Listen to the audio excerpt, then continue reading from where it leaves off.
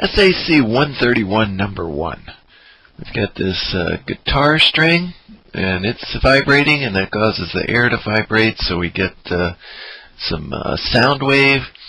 And the question is, find the wavelength of the sound wave in the air.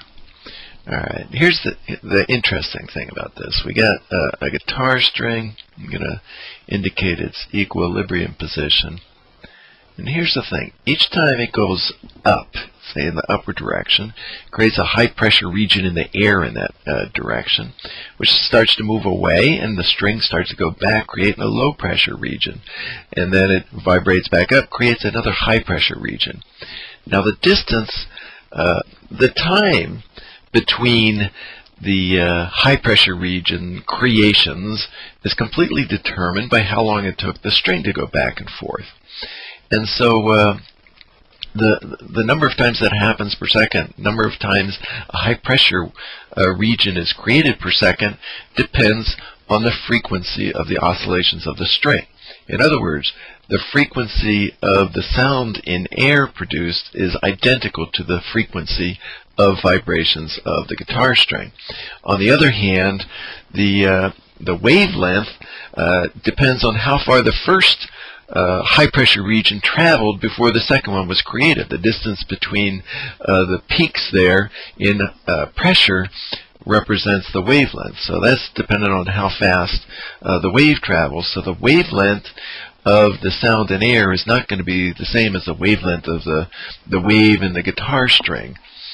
But the frequency is. So this is a general result. That is, when waves in one medium propagate, travel into a second medium, the frequency remains the same. But because the speed in general changes, and the speed is related to the frequency and the wavelength in this fashion, if the frequency stays the same, but the speed is different, then the wavelength necessarily has to be different. And that's the situation that we've got here. So what we want to do is find out what the frequency of the waves in the guitar string is, and then say that's the frequency of the sound in air, and from that expression, knowing the velocity of the sound in air, given the 343 meters per second for the speed of sound in air, we can calculate the wavelength in air. So let's start working on that guitar string, see if we can get the frequency of that wave. Alright, fixed at both ends, we're talking about the first harmonic, and the first harmonic simplest waveform that will meet that condition, that we have a node at both ends. And in such a case, what we have is a half a wavelength fitting in that length of the guitar string L.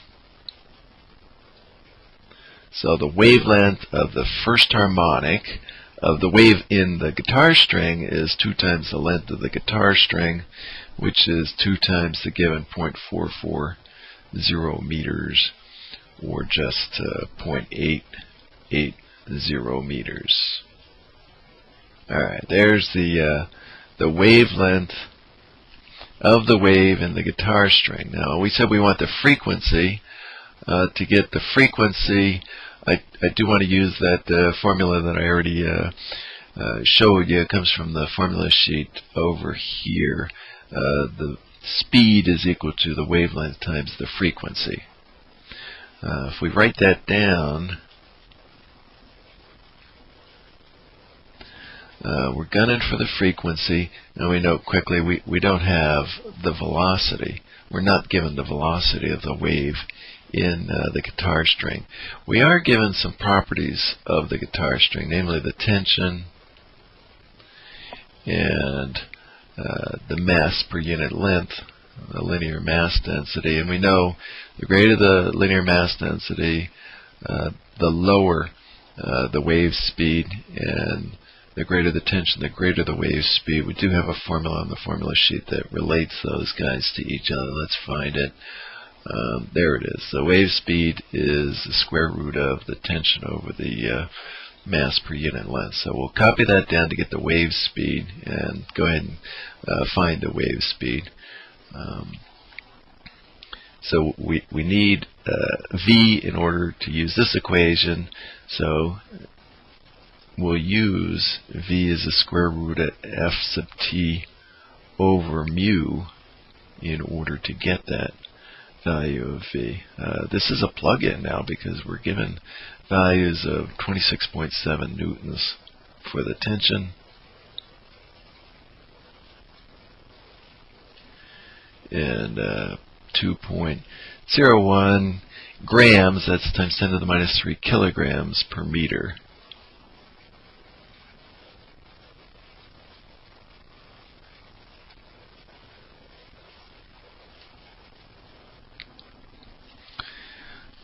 That turns out to be 115.25 meters per second. I'm actually keeping 2 extra sig figs for this intermediate result.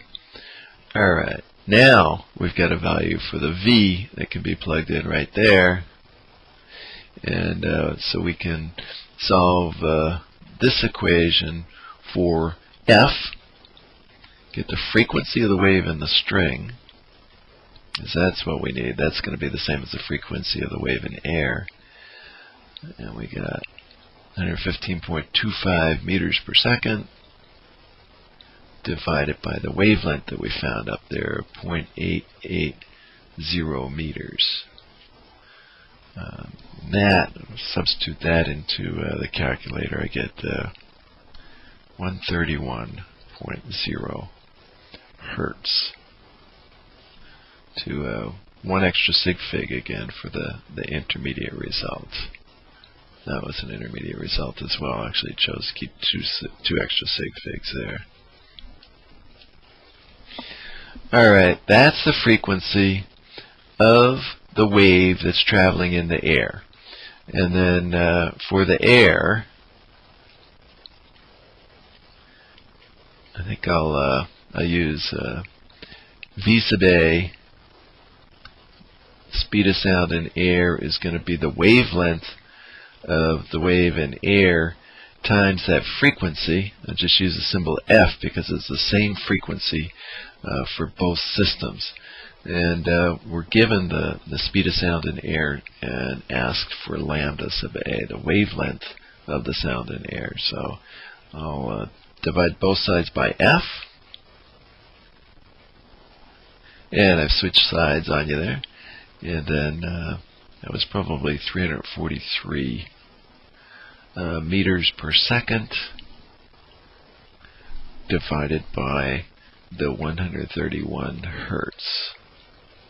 Let's check, make sure that's our speed of sound given in this problem. It depends on the prevailing conditions. Yep, that's what we're using. And that evaluates to 2.618 meters. And now, I note everything is given in terms of 3 sig figs, so I'll round that off to 3 sig figs. The wavelength of the sound in air is 2.62 meters.